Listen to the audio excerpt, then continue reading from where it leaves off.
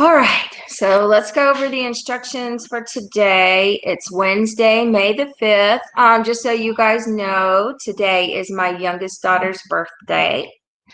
So we have some birthday things to do later, possibly, we'll see. But anyway, her name is Carrie. So if you want to, you can all get on the recording and say, "Happy birthday, Carrie," and I'll show it to her later.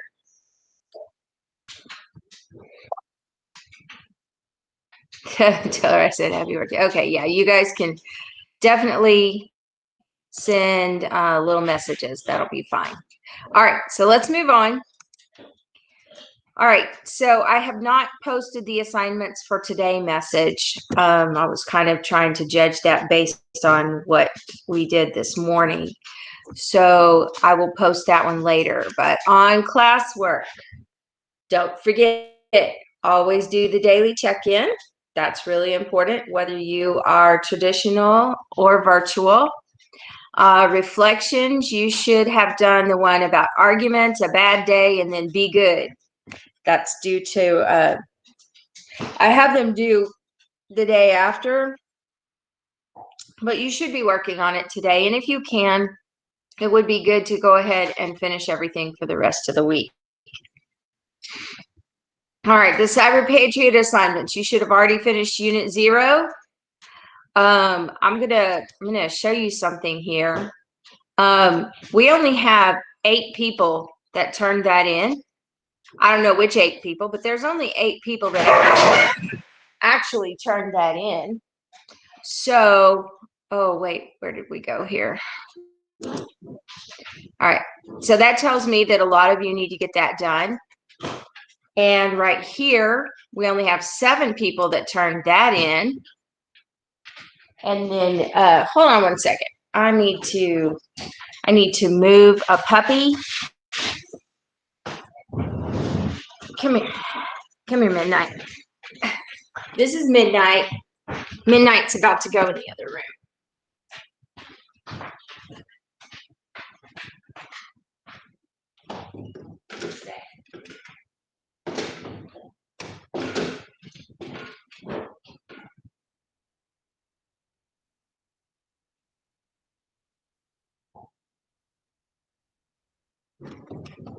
No.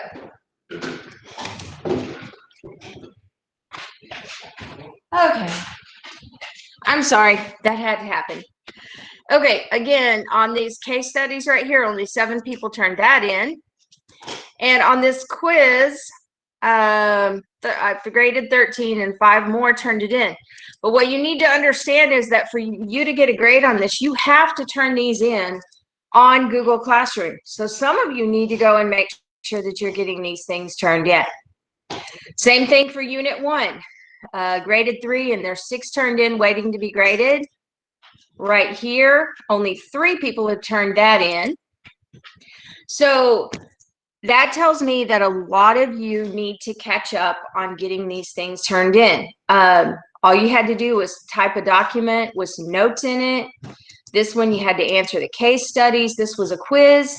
Remember, on the quiz, you type in the private comments box your score that you make whenever you see your score on TeacherMade. And then you click mark is done, turn it in, whatever it says on there. I'm pretty sure they say mark is done.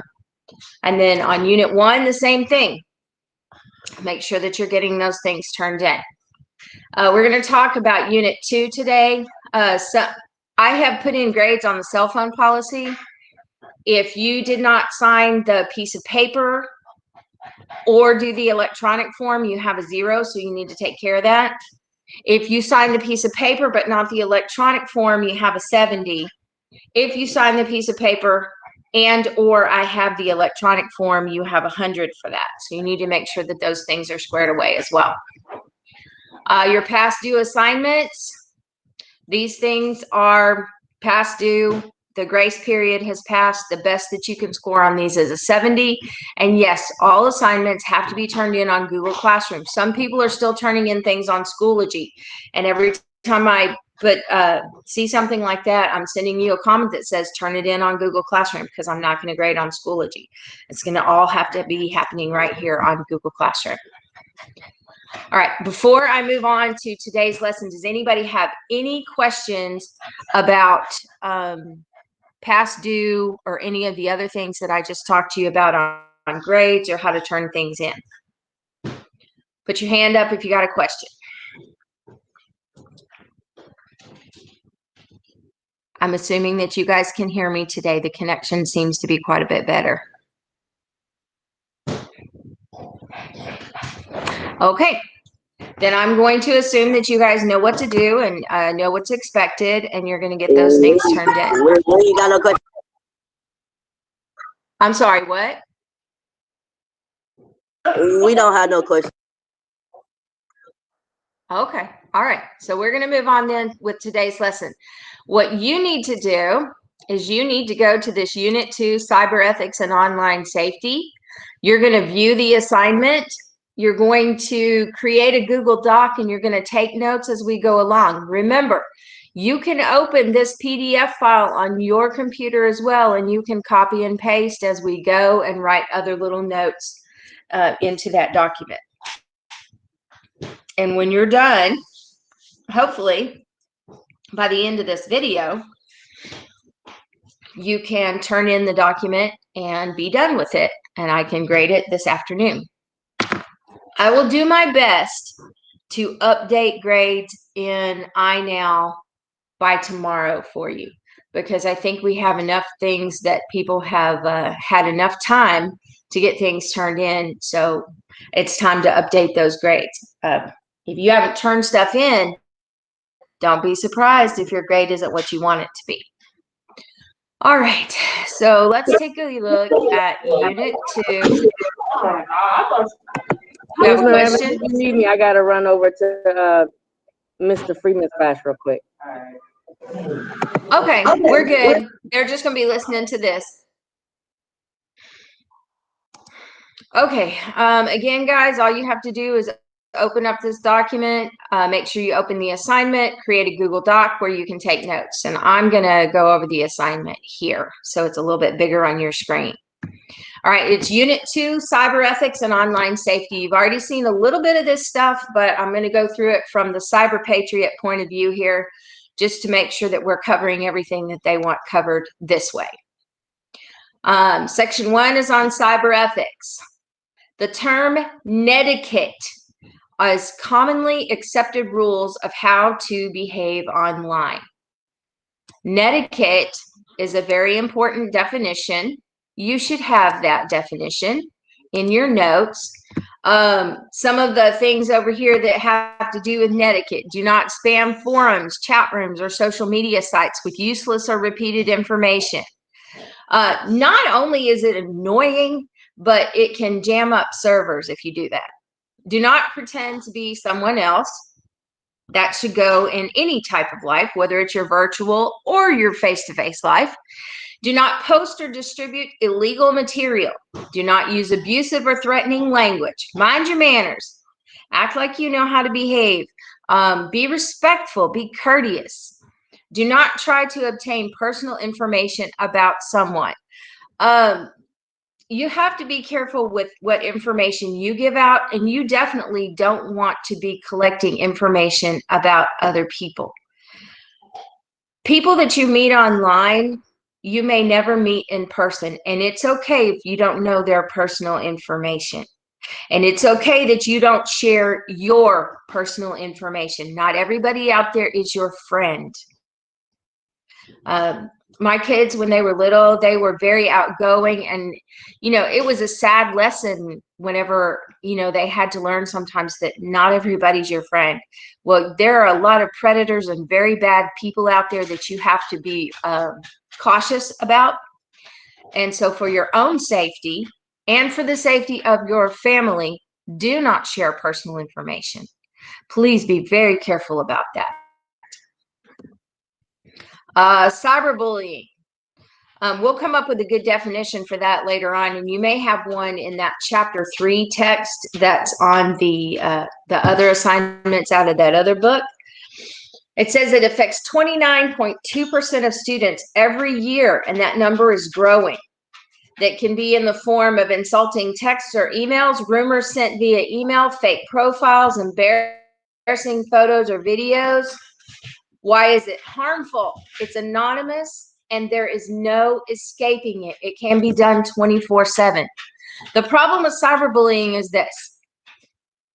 When people bully you in person or bully someone in person, there is that moment at which that person can go home and be away from it. But when you're talking about cyberbullying and you're constantly connected to social media and things like that, there is no escaping it. Ms. Morales, Who's? it's me. Yes. Mr. King says, can you send him something so he can come and join? Yeah. Just email him the link. Yeah, that'd be fine. Okay, hold on 1 second and I will do that. Hold on, let me find my email. There it is. Okay, let me go back to my Google Classroom here. I may need to record this again in second period just because we got so much going on right now. Copy link address. And where's he at?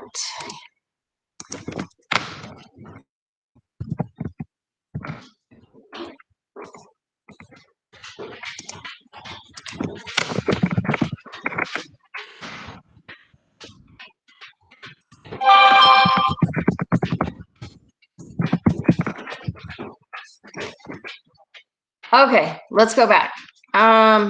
Here we are right here. Again, cyberbullying. There is no escaping it, and it's anonymous. People can be anybody they want to be on the screen, and you don't, they can hide from it. When you bully in person, there's no way to hide from that. But cyberbullying is completely different because they can be anybody, and they can be anonymous. So if you know any instances of cyberbullying, you do need to tell someone. Just a little side note, a few years ago, I worked at a charter school in Texas that served the juvenile detention center in Granbury. And this juvenile detention center, I loved my kids there. Don't get me wrong. Some of them just made some really bad choices and bad situation, bad timing, made some bad choices, but they were still good kids. We had an instance where in the town where two girls cyberbullied another girl until she attempted suicide. Those two young ladies were moved to the juvenile detention center to face formal charges. Cyberbullying is not okay. And there is a way to combat that. One of the things that you can do if you're being cyberbullied or you know someone who is, just block those people. But at the same time, you can also let your internet service provider know or whatever social media platform it is that someone is cyberbullying, and they will go in and take steps, and sometimes they can identify them as well. So make sure that you're not doing those types of things. Make sure that if you know someone who is, that you counsel them, hey, that's not such a great idea. Or if you know someone who's being harmed, that you let someone know. All right, let's see what's next. Cyberbullying, if it happens to you, do not respond in any messages, posts, or emails. Block offenders. Document and report the behavior so it can be addressed. Take screenshots. That's a good way. Flag the content so other people aren't hurt by it. This is something that you will probably need to go through, and I think it would be a very good idea if you put this particular slide into your notes as well. Make sure that you understand that there are steps that you can take. And one thing that they don't list here is you need to tell an adult. You need to let somebody know that it's happening. All right, cyberbullying, report it to schools. Inform your school of any cyberbullying as you would with other types of bullying. Provide screenshots or records. Yes, definitely. I see more and more school policies at the different schools that I've been at that they take cyberbullying very seriously. Whether it happens during school hours or outside of school hours, you're still targeting A cyberbully is still targeting a student of that school, and it's taken way more seriously than it was in the past. To your parents and law enforcement, especially if it involves threats of violence, explicit messages or photos, taking a photo or video of someone in a place where he or she would expect privacy, stalking, and hate crimes. These are all types of situations where you need to make sure that you are letting your school know, your parents, and law enforcement if any of these situations are involved. And I would highly suggest that you just copy and paste this entire slide right here into your document, because all of the information right here is extremely important. All right. Again, you can go back and you can copy and paste later, or you can type whatever it is that you want to do, but we're going to go ahead and go through the presentation. This video is being recorded, so if you want to go back and watch it later, you can. All right, the 10 Commandments of Computer Ethics. You saw these on the Unit 0, where it said do not. Well, they have replaced that with thou shalt not. And these are the 10 Commandments of Computer Ethics. Thou shalt not use a computer to harm other people. You know, that takes care of the cyberbullying and things like that. Thou shalt not interfere with other people's computer work. Remember the case we talked about where he crippled the whole city because he wouldn't give up the password. Thou shalt not snoop around in other people's computer files. That is not polite. You don't go read somebody else's diary. You don't need to snoop around in their computer files. Thou shalt not use a computer to steal. Thou shalt not use a computer to bear false witness. Bearing false witness means lying, spreading falsehoods. Thou shalt not copy or use proprietary software for which you have not paid. That means don't go use programs that aren't yours. Thou shalt not use other people's computer resources without authorization or proper compensation. If it's somebody's job to do certain things on the computer, you can't just go appropriate their resources. You have to ask them, is it okay if I use this? And sometimes you have to be willing to pay for that. Thou shalt not appropriate other people's intellectual output. We talked about that also on Unit 0, talked about intellectual property and how it's protected now and how important it is to people. Thou shalt think about the social consequences of the program you are writing or the system you are designing. If you become a programmer, if you become someone who does these things, that writes all this code and things like that, you need to think about the social consequences of whatever it is that you're writing or being asked to write. And make sure, because one of the things that you're not supposed to do is harm other people. Because Commandment 10 says, thou shalt always use a computer in ways that ensure consideration and respect for your fellow humans. All right, consideration and respect. These are things that are very, very important, whether you are in person or whether you are in a virtual community. Let's see. Section 2, online safety. All right. So before we move on, are there any questions about Section 1?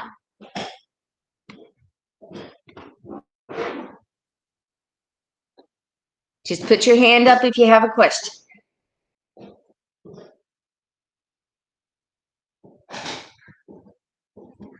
All right, so we're going to move on to Section 2 and make sure that we get through that section of notes. Online safety. The basics, which means this should be things that, you know, kind of you've probably heard over and over again, but definitely should involve quite a bit of common sense. Safety online, the basics. Chat only with trusted, verified individuals. Don't talk with somebody, even in a chat room, that you don't know. I know that you guys are on social media and you chat with your friends. You text each other, you FaceTime each other, and all that kind of stuff. But you know who those people are. Don't chat with someone who's trying to chat you up because that you've never met, or that could possibly have a fake profile, because those people are dangerous. They are predators. You have to be careful with those kind of people. And again, not everyone is your friend, even online. Never publicly share these things online. Do not share your password, social security number, your student ID number, or other personally identifiable information. I want you to write down personally identifiable information into your notes. And I want you to understand that this is something that people could use to identify you with. First of all, if you want to use your first name online, that's fine, but don't add your last name.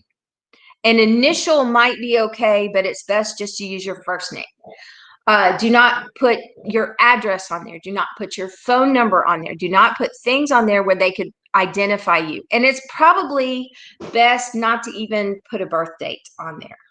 Now, I know that some sites will ask for it because they need to verify your age, but be careful with how you share your birthday. Never share your password. Always log out when you're done. Don't leave your computer open and your stuff logged in. Never post anything you do not want public. You might think you're being safe and limiting your posts to only friends, but anything you post can be easily copied and pasted and sent to someone else. All right. Remember that when you put things out there online, it's really hard to stop them from going any further. Even if it was posted by mistake, or even if you aren't the one that posted it and someone got into your computer and posted it with your name, it's still hard to stop. It's very difficult to stop those things. So be very careful about what you post. Think about what you want to say, then type what you want to say, and then read what you said and make sure that it still says what you wanted it to say. And just be very careful about hitting that enter button, because you don't want to share things online that are not appropriate or could be hurtful or harmful to other people.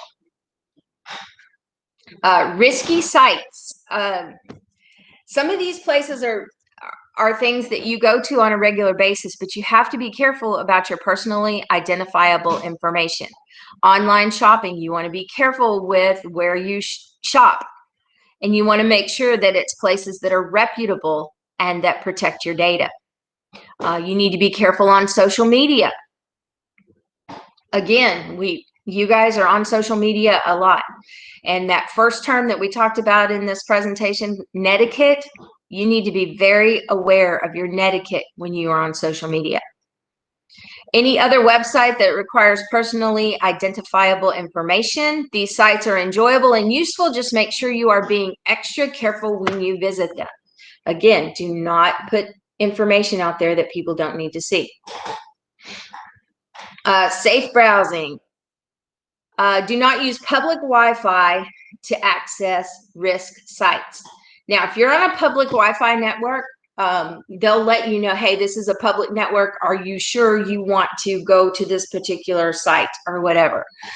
They'll remind you. So you have to be careful, because if it's public Wi-Fi, you don't know who else could be on that same Wi-Fi system. Check the address for spoofs. We're going to talk more about website addresses later on and show you some of the different ways that they try to trick you. But you just need to make sure that you are being very careful and very cautious about different websites, and make sure that you are actually on the website you need to be on. Use a secure website, especially when submitting personally identifiable information. Look for an S after the HTTP. Look for a padlock in the browser address bar. Look for a green background or green text.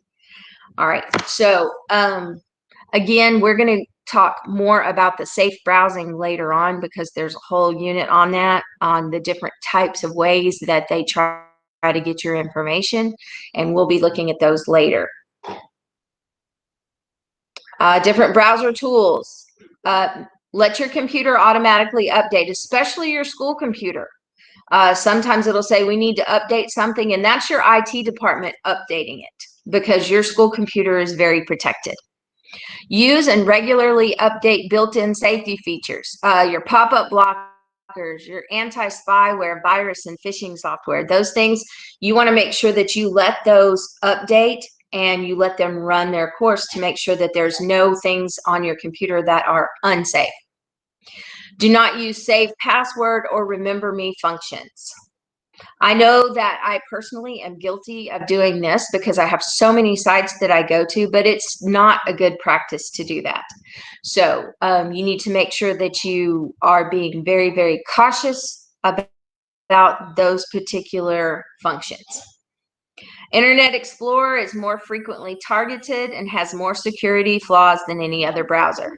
You guys probably use Chrome, so that's probably what you need to be on the most, is Chrome. Let's see. All right. Somebody have a question? Malik, do you have a question? If not, I need you to kill your mic. Thank you. All right, let's take one more look at the. All right, so those are the browser tools that you have that help keep you safe online. Social media tips. This is probably the most important part of this whole topic. Be picky.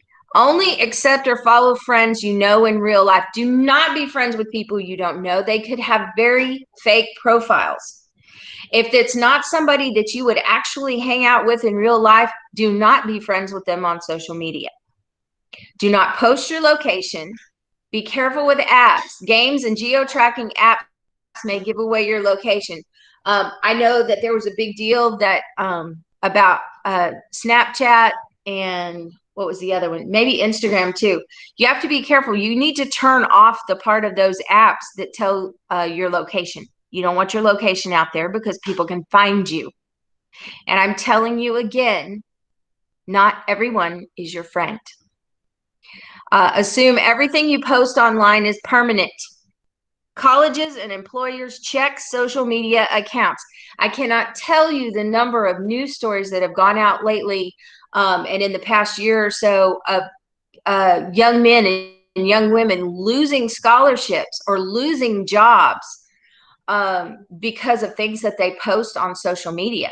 You need to be very careful about what you post. Don't overshare. Just because a site asks for information doesn't mean it's yes. Just because a site asks for information doesn't mean it's required to set up an account. If there's a piece of information you don't want to give and it's not a required piece of information for that site, you don't have to put it in there. And then customize and update your security settings. The default settings are weak. One of those things. Hello? Do we have a question? All right. Again, customize and update your security settings. Your default settings sometimes are not the best. A lot of your social media and different places like that will give you security questions. Answer those security questions so that if you ever need to get in there or you need to update something, and sometimes they'll contact you and say, hey, did you attempt to change this part of it? And if you did not, you say, no, that was not me. And that way they can check your account and they can make sure that nobody has compromised your account and that everything is safe and secure in there. All right. So at this point, we've gone over today's presentation. You will probably need to go back and either copy and paste certain parts and get them into your notes. You can type your notes. If you have questions, type those in there too. And then what we'll do is make sure that you get those turned in on Google Classroom. Do not forget that everything has to be turned in on Google Classroom for you to get a grade. Malik, honey, I'm recording. Turn your camera off. Malik, turn off your camera. My bad. That's all right. Just, I don't want your face out there, okay? Again, make sure you're turning everything in on Google Classroom. Let me know if you have questions. You can tell Miss B if you have questions. She can text them to me. You can stop the video and write down things you need to write down as you go. Okay. Okay. All righty. At this point, are there any questions before I stop the recording? You may have a question that somebody else has. No, ma'am. No, ma'am. They all say no, they have no question. All right. Then I'm going to stop the recording And I'm going to stay here for just a minute or two. And if you guys have specific things you need or specific questions,